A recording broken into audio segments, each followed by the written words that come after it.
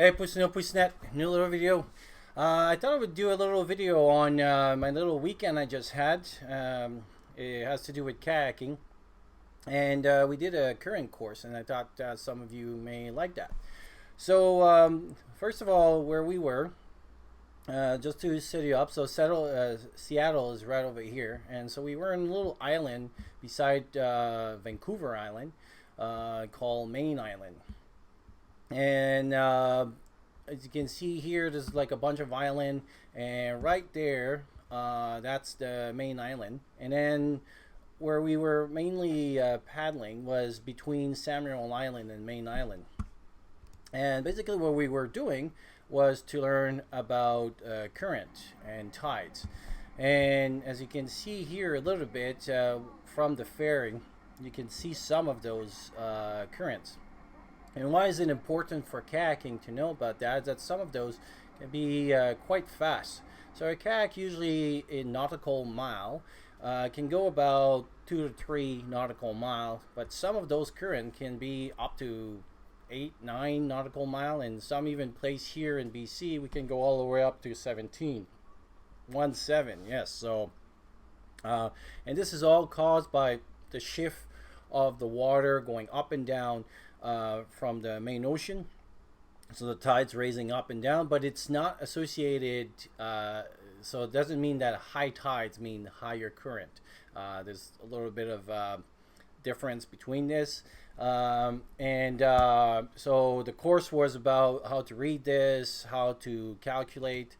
And actually here there's another more example. And actually here, where my cursor here, is what we call a whirlpool. So basically, as the current kind of turns around, it shows if you get caught in that, basically you could basically your cat could be brought. And then some of those are pretty strong, and it could flip you over.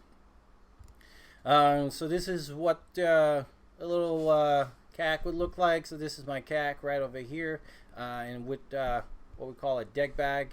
I really like my little configuration, and I may do a few more videos coming through with what's in my deck bag, what I carry. And obviously it has a lot of security feature, and also behind in my seat I carry what I call a ditch bag, and I may talk about that because I think for people that are prepping near water, that video may be useful because you can carry things, and especially with the system that I'm going to be using.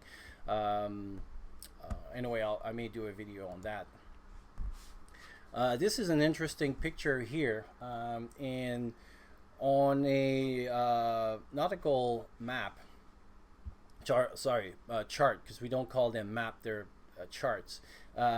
Anything that is green on a nautical chart is mean that the water will recede or show up depending on the tides. So you'll see in the future pictures from another point of view, we were right here where all the trees are, and that was like full of water. So basically we could bring all the way our kayak for this, but because of tides moving in and out, we had to walk all at that distance to start. So that's how like much of an impact tides can have, and that's why it's important, especially when you're kayaking, or to understand what place you're gonna land and everything, because that means, like, let's say we would have spent the night where the trees are. The next morning, that means you'll have to bring your kayak all the way up here and walk to start. Or the opposite is that if you would stop it a certain way and you put your tent, let's say where my cursor here is, that means at night when the tides would have come up, you would have had water in your tent because the ocean is coming up all the way up to your tent. So it's very important to kind of being able to read the chart and understanding where the watermark is. And so that's us in one of the morning, and a little bit what the view that we had.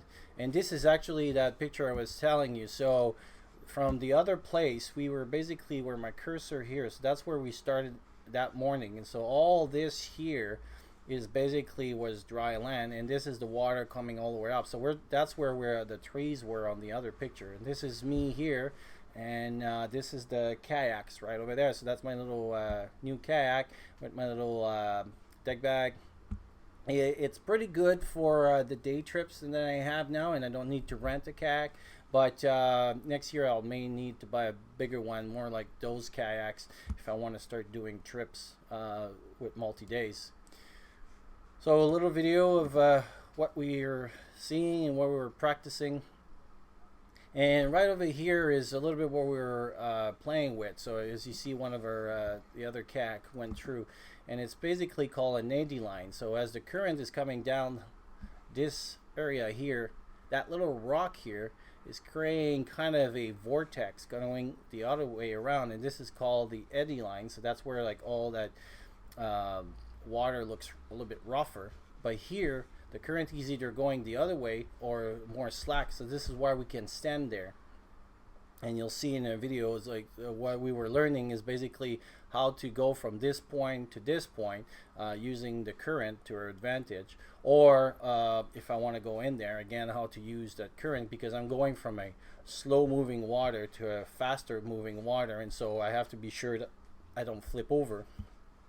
And this is my deck bag that you're seeing here, and that's moi going in that, like what we're going to do that I was telling you. So you have the eddy line here, and basically what I'm doing is flipping, and then what we call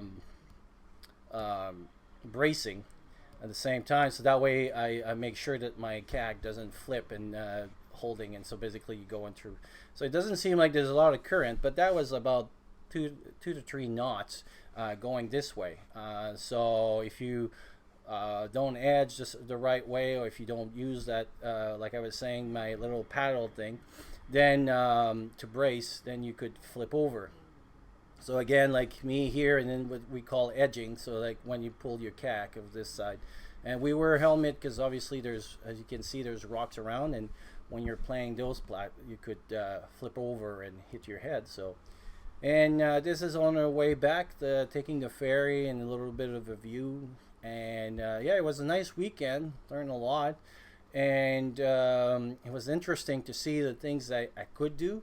I was surprised, like there was one place like there was pretty heavy for me in a way, heavy waves, and I'm like, there's no way I'll be able to do that, and I didn't flip over. So that was quite interesting. So yeah, so that was my little video on the weekend that I had on current, and I'll talk to you soon.